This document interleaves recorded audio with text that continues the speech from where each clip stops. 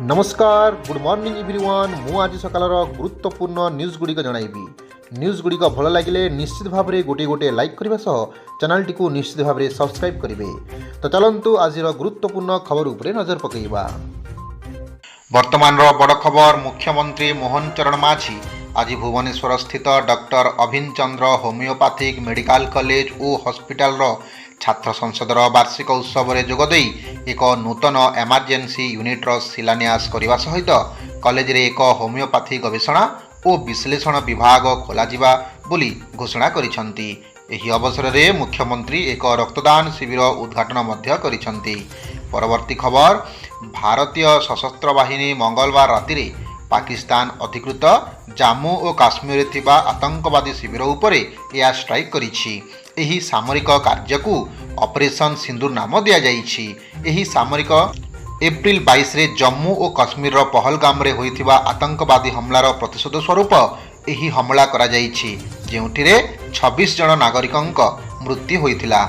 Operation सिंदूर भारतीय प्रतिरक्षा मंत्रालय अनुसार एही हमला रे पाकिस्तान रो बाहावलापुर, मुरीदे, सियालकोट एवं पीओकेर मुजाफरबाद, कोटली आदि अंचल थिबा मोट 9टी आतंकवादी शिविर को लक्ष्य करा जाइथिला। परवर्ती बड़ा खबर इस्राएल घोषणा सुनी थरहर पाक।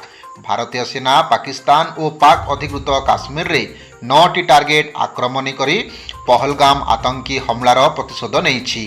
भारतीय सेना द्वारा अधराति करा जाइथिबा एयर स्ट्राइक जैश ए मोहम्मद और लश्कर ए तैयबार एकाधिक ठिकाना और मुख्यालय ध्वंस हो जाइछि। भारतीय सेनार सूचना मुताबक यही आक्रमण में प्राय 70 जन आतंकवादी निपात होइछंती। परवर्ती बड़ खबर आसंता 9 तारिख रु राज्य में पुणी असंभाल ताती। परवर्ती 2 दिन में पूर्व भारत में राति 3 रु 5 डिग्री बढ़िबा संभावना रही। 8 रु उपकूल ओडिशा और दक्षिण ओडिशार विभिन्न स्थान में गरम और गुलुगुली अनुभूत हेबा। 9 रे संबलपुर और झारसुगुड़ा रे ग्रीष्म प्रभाव हो पारे। 9 रु 12 तारिख जाए ग्रीष्म प्रवाह जारी रहिबो बोली पाणीपाग विज्ञानी डॉक्टर उमाशंकर दास पूर्वानुमान करिसंती। परवर्ती बड़ खबर पहलगाम आतंकवादी आक्रमणर प्रतिशोध स्वरूप भारत बुधवार दिन ऑपरेशन सिंदूर आरंभ करिछि, जहाद्वारा पाकिस्तान एवं पाक अधिकृत काश्मीर रे आतंकवादी भित्तिभूमि स्थलगुड़िक आक्रमण करा जाइछि। एही घटना उपरे प्रतिक्रिया प्रकाश करी चीन चिंता प्रकाश करिछि एवं परमाणु अस्त्रशस्त्र पड़ोशी मानक मध्यरे एक बड़ उत्तेजनार जवाब रे उभय को संयमता प्रदर्शन करने को अनुरोध करिछि। एही घटना उपरे प्रतिक्रिया प्रकाश करी चीन चिंता प्रकाश करिछि। परवर्ती बड़ खबर ऑपरेशन सिंदूर पर 11टी एयरपोर्ट बंद कला भारत। यह भारतर बड़ घोषणा। 7टी राज्यर 11टी एयरपोर्ट बंद होइछि। जम्मू, श्रीनगर, भुज, अमृतसर, लेह, जामनगर, जोधपुर, राजकोट, चंडीगढ़, बीकानेर, धर्मशाला एयरपोर्ट को बंद करा जाइछि। सूचना जाई मे 10 तारिख जाए 9टी एयरपोर्ट बंद रहिबो। एथि सहित पीएम मोदीर विदेश गस्त को बातिल करा जाइछि। परवर्ती बड़ खबर शेयर बाजार उपरे पड़ला ऑपरेशन सिंदूर प्रभाव। रेड जोन रु सबुज संकेत रे पहुंचला कारोबार। भारत पाकिस्तान उत्तेजना जोगु बुधवार सकाले भारतीय स्टॉक बाजार रे प्रारंभिक समय एक तीव्र ह्रास देखा जाइतिला। सकाले प्री ओपनिंग समय बाजार रे मांदावस्था देखा जाइतिला, किंतु कारोबार आरंभ हेबा मात्रे बाजार रे पुणी रिकवर करि नैतिला। परवर्ती बड़ खबर कुआड़े गले पहलगाम आक्रमण करिथिबा आतंकवादी प्रश्न कले राज ठाकरे। महाराष्ट्र नवनिर्माण सेना नेता राजा ठाकरे यही आक्रमण उपरे कटु समालोचना करिसंती।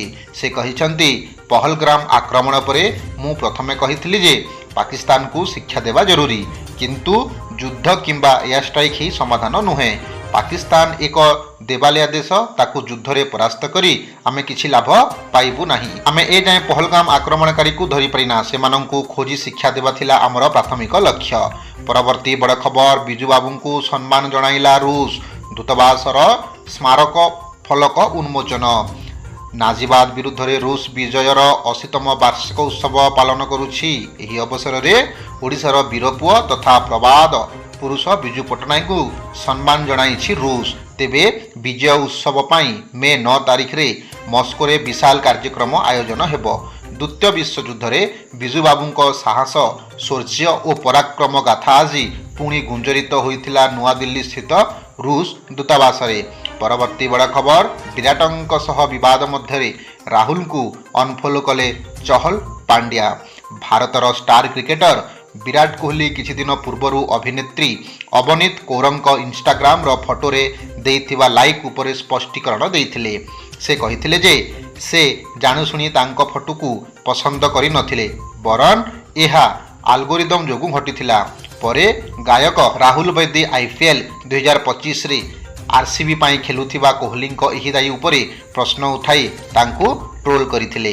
ପରବର୍ତ୍ତୀ ବଡ଼ ଖବର, ଆହାର କେନ୍ଦ୍ର ତଦାରଖ ସହ ରନ୍ଧା ଖାଦ୍ୟ ଯାଞ୍ଚ କଲେ NSC କାର୍ଯ୍ୟନିର୍ବାହୀ ଅଧିକାରୀ।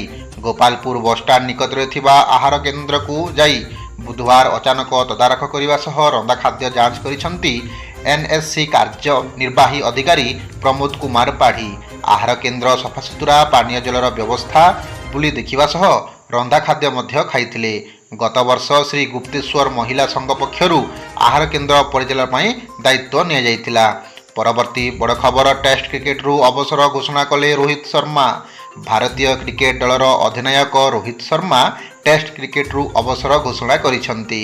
2024-25 ବର୍ଡର ଗାଭାସ୍କର ଟ୍ରଫି ପରେ ଏହି ନିଷ୍ପତ୍ତି ନେଇଥିବା ଜଣାପଡ଼ିଛି, ଯେଉଁଠାରେ ତାଙ୍କର ପ୍ରଦର୍ଶନ ନିରାଶଜନକ ଥିଲା। 3ଟି ଟେଷ୍ଟରେ ମାତ୍ର 31 ରନ୍ ସଂଗ୍ରହ କରିଥିବା ରୋହିତ ଶର୍ମାଙ୍କ ଫର୍ମ ଏବଂ ଅଧିନାୟକତ୍ୱ ଉପରେ ପ୍ରଶ୍ନ ଉଠିଲା। ପରବର୍ତ୍ତୀ ବଡ଼ ଖବର, ଅପରେସନ ସିନ୍ଦୁର ପରେ ପୁରା ହେଲା ଏହି ମହିଳାଙ୍କ ବ୍ରତ। 15 ଦିନ ପରେ ମଥାରେ ଲଗାଇଲେ ସିନ୍ଦୁର। ପାକିସ୍ତାନ ଆତଙ୍କବାଦୀଙ୍କ ବିରୋଧରେ ସେନାର ଅପରେସନ ସିନ୍ଦୁର ନେଇ ଦେଶରେ ଉତ୍ସବର ପରିବେଶ।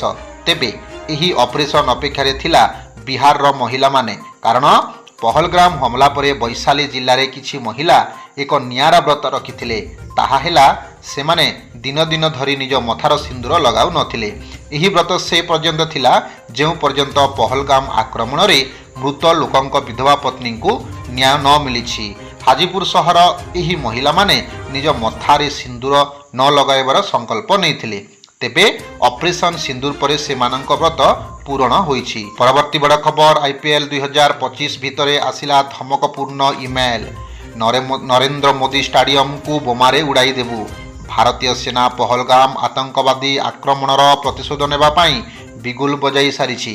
ଶତ୍ରୁ ଦେଶକୁ ଇଟାର ଜବାବ ପଥରେ ଦେଇଛି ଭାରତ। ଅପରେସନ ସିନ୍ଦୁର ନାଁରେ ଇଣ୍ଡିଆନ୍ ଆର୍ମି ପାକିସ୍ତାନ ଏବଂ ପାକିସ୍ତାନ କବ୍ଜାରେ ଥିବା POKର 9 ଠିକଣାକୁ ଟାର୍ଗେଟ କରି ଧ୍ୱଂସ କରିଛି। ଆଉ ଏଥିପାଇଁ ଏବେ ବିଲିବିଲେ ହେଉଛି, କାନ୍ଦୁଛି ପାକିସ୍ତାନ। IPL 2025 ଚାଲିଥିବା ବେଳେ ପାକିସ୍ତାନ ତରଫରୁ ଅହମ୍ମଦାବାଦରେ ଥିବା ନରେନ୍ଦ୍ର ମୋଦି କ୍ରିକେଟ ଷ୍ଟାଡିୟମକୁ ବୋମାରେ ଉଡ଼ାଇ ଦେବା ପାଇଁ ଧମକ ମିଳିଛି। ପରବର୍ତ୍ତୀ ବଡ଼ ଖବର, 2 ମାଓ ନେତା ନିପାତ। ମୃତ ନେତାଙ୍କ ପାଇଁ ହୋଇଥିଲା ଲକ୍ଷ ଲକ୍ଷ ଟଙ୍କାର ପୁରସ୍କାର ଘୋଷଣା। ସୀମାନ୍ତରେ ଆନ୍ଧ୍ର ଗ୍ରେହାଉଣ୍ଡ ଯବାନଙ୍କ ଅପରେସନରେ 2 ମାଓ ନେତା ମୃତ ହୋଇଛନ୍ତି। ସୁରକ୍ଷା ବଳ ଅପରେସନରେ ମାଲକାନଗିରି ଜିଲ୍ଲାର DCM କ୍ୟାଡର ଏବଂ କୋରାପୁଟ ଜିଲ୍ଲାର ACM କ୍ୟାଡର ମାଓବାଦୀ ନିହତ ହୋଇଥିବା ସୂଚନା ମିଳିଛି। ମୃତ ମାଓବାଦୀ ମାଲକାନଗିରି ଜିଲ୍ଲାର କାଲିମେଲା ଏରିଆ କମିଟିର DCS କ୍ୟାଡରର ମାଓ ନେତା ରମେଶ ଏବଂ କୋରାପୁଟ ଜିଲ୍ଲାର ନାରାୟଣପାଟଣା ଅଞ୍ଚଳର ACM କ୍ୟାଡରର ମାଓ ନେତା ସନ୍ତୁ ନାଚିକା। ଏମାନଙ୍କ ମୁଣ୍ଡରେ 8 ଲକ୍ଷ ଓ 5 ଲକ୍ଷ ଟଙ୍କାର ପୁରସ୍କାର ରାଶି ଘୋଷଣା କରାଯାଇଥିଲା।